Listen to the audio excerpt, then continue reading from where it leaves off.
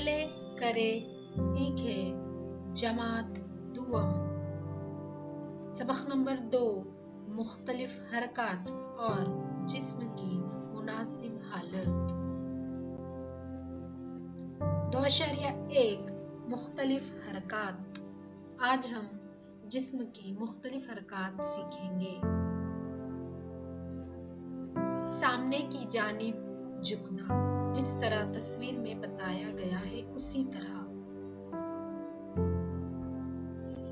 पीछे की जानिब झुकना,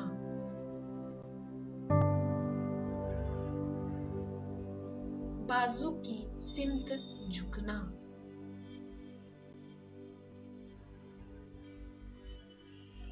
एड़ी के बल घूमना,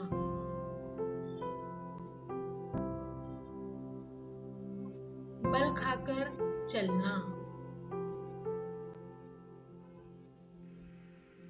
पंजों के बल घूमना,